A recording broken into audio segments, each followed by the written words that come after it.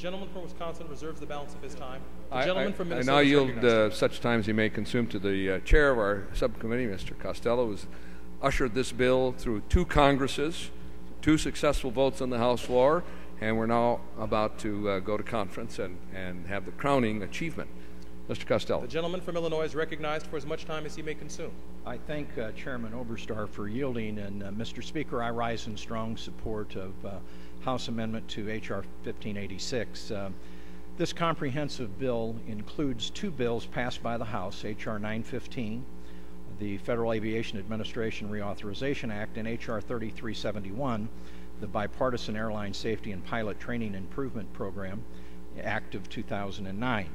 Together, these bills are a product of over 20 hearings of our subcommittee, of the Aviation Subcommittee, many roundtable discussions on a whole host of topics in the aviation industry, and let me say that we also had the input and worked with the Federal Aviation Administration and every group and organization in the aviation community.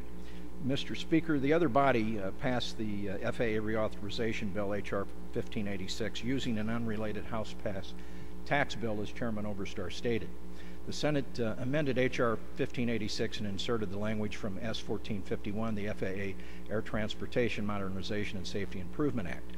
In response to the action taken by the Senate, today the House will be amending 1586 with language that has already been passed by the House to ensure many important provisions included in both bills, H.R. 915 and H.R. 3371, that they're maintained throughout conference with the Senate.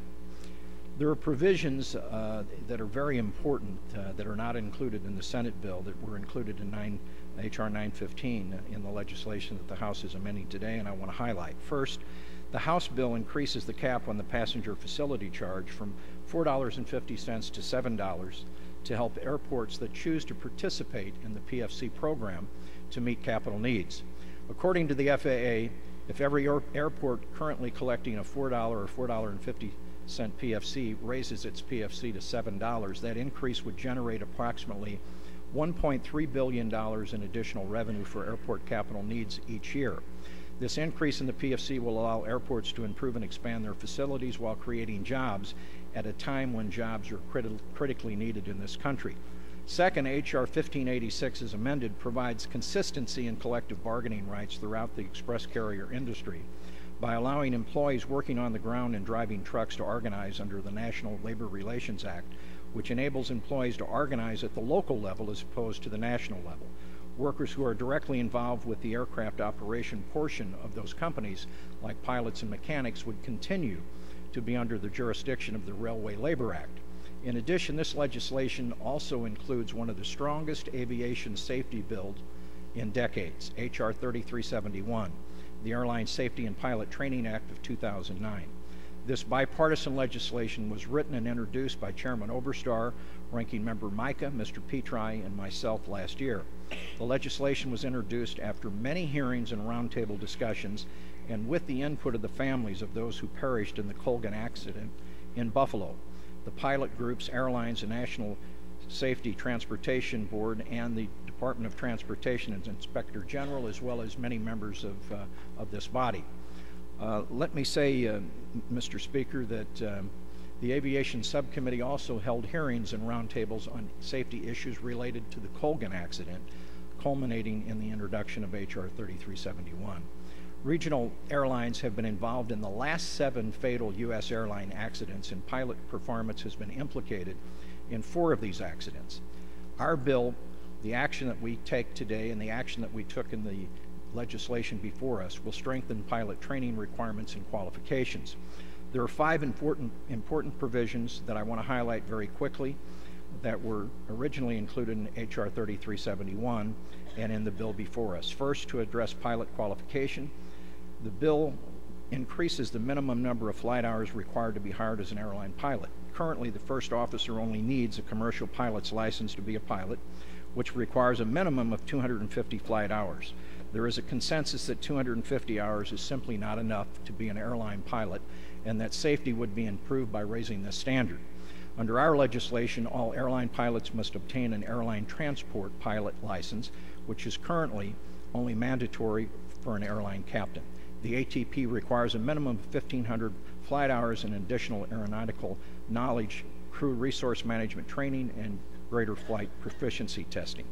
The legislation also strengthens the ATP quantitative minimum requirements, such as demonstrating the ability to function effectively in a multi-pilot environment and in training to fly in adverse weather conditions, including icing. Second, we mandate several outstanding NTSB recommendations related to pilot training that were discussed at our hearings, such as those on stall and upset recovery and remedial training. Third, to ensure that airlines can make informed hiring decisions, the bill requires the FAA to create and maintain an electronic pilot records database. The database will allow an airline to quickly assess an applicant's comprehensive record for hiring purposes only. Fourth, fatigue has been on the NTSB's most wanted list since 1990. The bill directs the FAA to implement a new pilot flight and duty time rule, taking into account the operating environment of today's pilot and scientific research on fatigue. As part of the rulemaking, the National Academy of Science is tasked with studying the effects of commuting on pilot fatigue. In addition, the bill requires air carriers to create fatigue risk management systems to proactively mitigate fatigue. Finally, the bill requires all internet websites that sell airline tickets to show on the first page of the web display the name of the air carrier operating each flight segment of a proposed itinerary. Although there are a few contentious issues that you heard about today, I believe that we have discussed many of these issues and that they can be resolved in conference with the Senate. Virtually the entire aviation community, the airlines, the airports, general aviation, state aviation officials have communicated to us in a unified voice the need to get a multi-year reauthorization done as soon as possible. Mr. Speaker, the House has already passed these bills separately, incorporated together as the Aviation Safety and Investment Act of 2010. This legislation provides important stability for next gen and a needed capacity improvements while also strengthening aviation safety. And I urge my colleagues to support this legislation, and I yield back the balance of my time.